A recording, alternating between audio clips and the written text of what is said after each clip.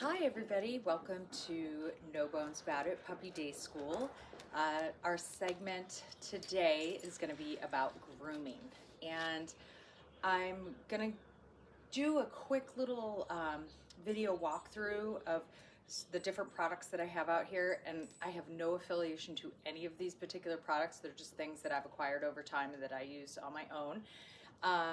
And if you have any questions or you need recommendations, please feel free to email me, ask me about anything you need to regarding grooming.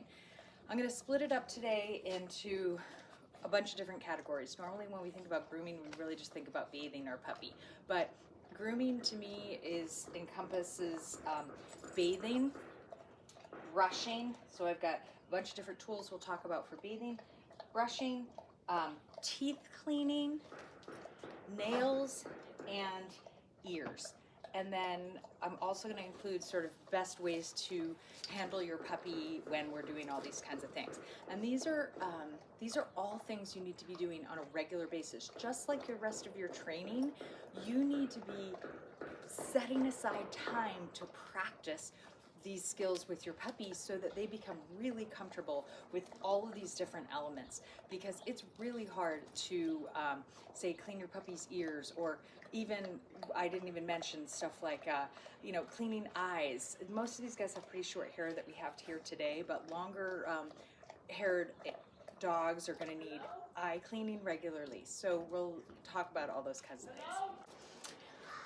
All right, so our first puppy that we're going to demo with is Lander, and I already put her up on this table and I let her kind of check out the little lick mat that I told you about. So the lick mat right now has canned dog food kind of smeared in it and a bunch of little pieces of kibble. So that's going to kind of keep her occupied. I also have a leash on her, and I'm putting her up on sort of a modified grooming table. It's just a folding table, but it has a non-stick mat on top of it. The mat has some rubber on the bottom. It's actually a mat that I use in my car, and I put it on this table so it doesn't slide around. Because once the puppies are... I'm sorry, I'm holding you so awkwardly. Once the puppies are up on a table, a lot of times they're less apt to try to squirm away. So I'm just going to put her down here. I'm going to let her go check out my little lick mat. I'm going to get my brush, my slicker brush, and I'm just going to start brushing, okay? I'm going to start brushing. I'm going to try to do her ears, backs of her legs, places that would tend to get matted. Again, these guys are all pretty short hair, but again, you can see how she's completely occupied with this lick mat right now, and that's what I want, okay? If I were to use my grooming spray, I would now take my grooming spray. After I brushed her a little bit, I would spray this all over her. And again, that didn't even faze her, even though a lot of times dogs would get weirded out. I kind of rub it all in as much as I can. You could even use your little groomy glove. And then I rebrush. And so I brush first to get all the dirt out, and then I use the spray, which helps deodorize and get a little more dirt out, and then I brush one more time. And she smells and feels awesome. And then after I do all that, if I wanted to check for fleas and ticks, I can use my little fine-tooth comb. And I really want to go and check places like ears, underneath the ears. I would want to pick up her belly and check on her belly for things like that. That's places where you'll see a lot of fleas if you get fleas. And a lot of times one of the indications of fleas looks like they have permanent dirt on their belly. It's called flea dirt. And one way you can check to see if it's dirt versus a flea dirt is get a paper towel, wet it, and run it across the bottom of their belly. If it ends up looking like it has little streaks of blood in it, that's flea dirt. And it's gross. It's excrement from the fleas, and it has blood in it. And that's how you can kind of tell the difference. Things you never wish you knew. So Lander, great job. We're gonna move on to our second puppy, and I'm going to take Larry, who's right here. And I can put Larry up here, and he's like super stoked about this. Again, I could use now say a waterless shampoo for Larry, I would brush him out in the same way. Most of them are sort of a foam substance. I would go ahead and sort of put that in my hand and then start just rubbing it all around the puppy. And same thing with the deodorizing spray, really get it in there. I could use my Zoom Groom if I wanted, and really kind of work that that foam in, and then rebrush. Okay, so the idea is, and you can see how helpful this thing is. Oh my God, if I didn't have this, puppies would be wiggling all over the place. So really, really helpful to have something like this. If you didn't have this, you could take, it's actually just gonna eat the mat now, because why wouldn't you? If you didn't have this, you could actually put something on a table, even like this plastic table, you could smear peanut butter on it. I've done that before. I've done it in a bath where a dog really doesn't like the bath or being in the bathtub, and I've smeared some peanut butter along the sides of the bathtub. That's a helpful tip. And you love this, don't you? So just be careful, again, when you have these guys up on the table, that you've got a really good hold of them so they can't squirm off. While he's here, I'm going to talk about ears, okay? So some dogs are more apt to get dirty ears and ear infections, and so we want to use an ear cleaner for those dogs. And it looks something like this, and the way that I do it is just when the puppy is up here, I flip one of their ears over and I hold it back with my one hand, and I just take this and I squirt it in. Oh, I know. And then really quickly massage it, and then hold on to the dog and stand back. Most of them will shake their head pretty violently as soon as I put them down. But you really want to massage it so that it gets all in there. And if the ears are really dirty, okay, so you could see how once he was done with the lick mat, he really wanted off this table.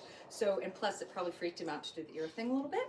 So I am going to put him down, but I would, if I really needed to continue, I would give him a break, and then I would put some more food back in here, and I'd let him back up.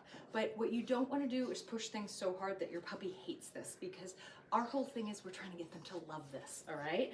So do short increments in the beginning. Now I have Willow up here, and I'm going to demo some of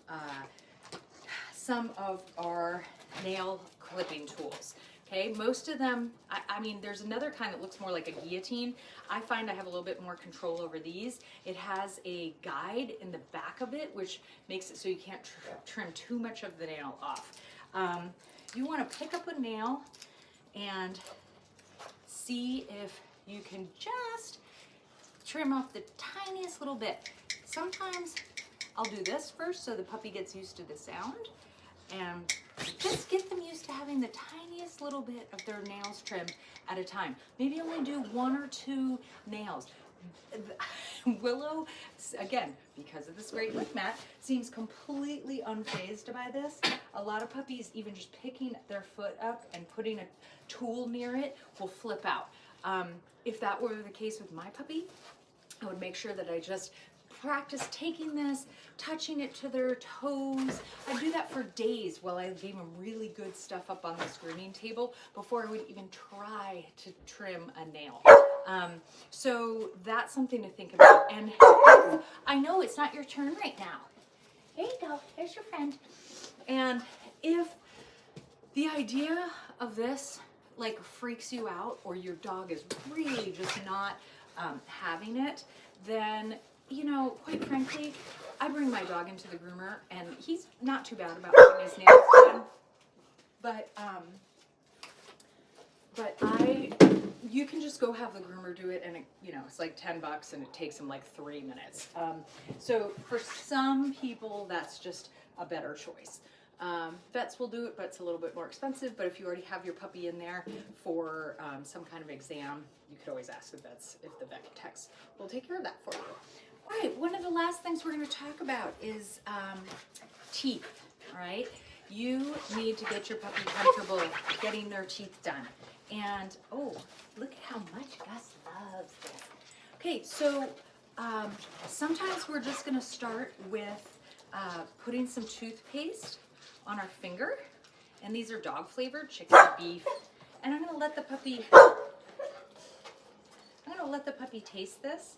Okay, now this is something I can't really use the lick mat for because I need the puppy's mouth. Okay, so I'm gonna let that puppy lick this. Hi. Hi, what's this? Oh yeah, that's really good. That's really good. I'm trying to get a better view for you. So then what I might do is put some of this on the toothbrush and just let the puppy, hi, just lick the toothbrush, okay? Just let him lick it, eat it, and then I might get used to having their lips pulled up and taking that brush when I pull up their lips.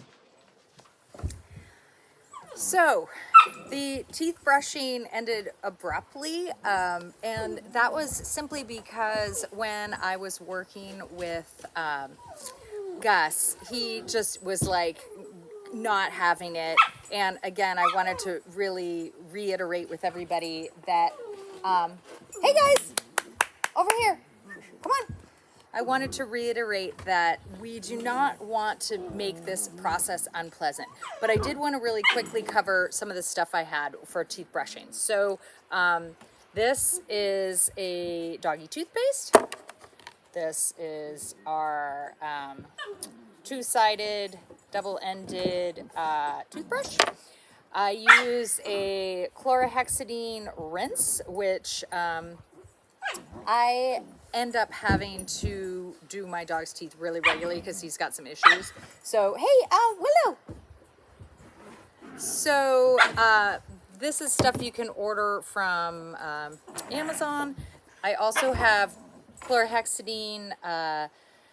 They're like little pads. And so you can always start off by using something like this. And, hey, guys, come here. So, I'm going to, hey, everybody chill out. So, I got a little bit of craziness happening here. So here we go, I got Gus again. I could just take this little pad and maybe start by just rubbing. He's gonna try to eat it. But even just rubbing some of this on his, so he's like, oh, this doesn't feel good, I don't like it. But just like rubbing this around on his gums and seeing, he's like, give me that, I want to eat it. But that could be something that we could work up to. And again, this is just another day. So, let him like try it. Oh, see what happens here. I'm going to just touch this to your gums. See what that feels like. Yeah. It's a struggle in the beginning, but we just keep working. Hi, everybody is so vocal right now. So just wanted to finish up with that. You can see that this would be a time when I would really wait till your puppy was super tired after a long day and just really gently try to introduce some of this. So good luck with all your grooming this weekend, and we'll talk to you soon. Bye.